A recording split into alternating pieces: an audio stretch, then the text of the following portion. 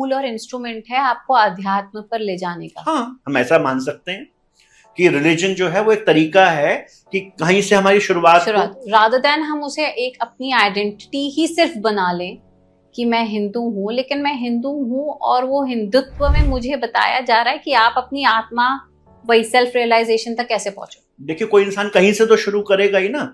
जैसे हम बोलते हैं कि पत्थर अगर पानी में पड़ा हुआ है तो कम से कम वो धूप की तपिश से बचा हुआ है। ठीक है, तो कुछ ना करने से कुछ करना हमेशा बेहतर होता है। वो फलदायी होता है, बिल्कुल फलदायी होता है। जैसे कोई पूछेगा, क्योंकि अभी आपने रिलीजन का जिक्र छोड़ा है, बाकी दो बातों पे आते हैं, तो वो कहेगा कि हाँ मेरे धर्म में ये है कि सुबह उठो, दिया बत्ती करो, ये पुराण पढ़ो, या फिर व्रत रखो, या फिर जाप करो। तो योगश्री जी, इन सब का कोई फायदा है? फायदा इन द सेंस कोई रिजल्ट है? बिल्कुल, इसका रिजल्ट ना होता तो ऐसे बनाया ना गया होता। दुनिया में ना हर चीज का कर्मों का फल है। यहां तक आपने कोई विचार भी किया ना, उस विचार का भी हिसाब किताब है यहाँ पर।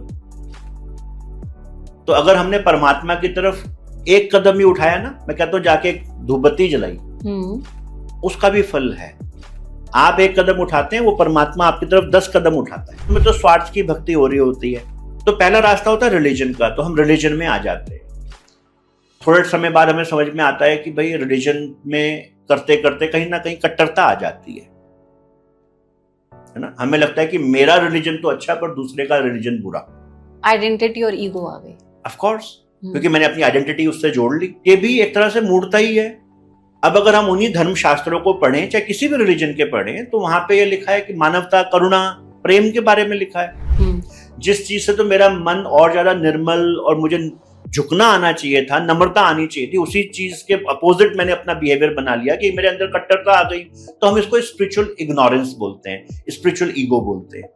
आप उद्देश्य से भटक गए। आपने उसी चीज का अहंकार कि मैं तो जी लेट लेट के कांवड़ करता हूँ। अभी कांवड़ का श्रावण मास चल रहा है, मैं तो लेट लेट के कांवड़ करता हूँ, है ना।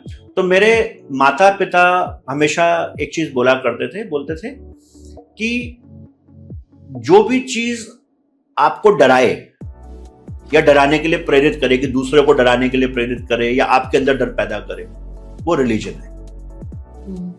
और जो भी चीज आपको निर्भय बनाए, फियरलेस बनाए, वो असली अध्यात्म है। हर रिलीजन के अंदर अध्यात्म छुपा बैठा है। बिल्कुल, हमें ढूंढना पड़ेगा।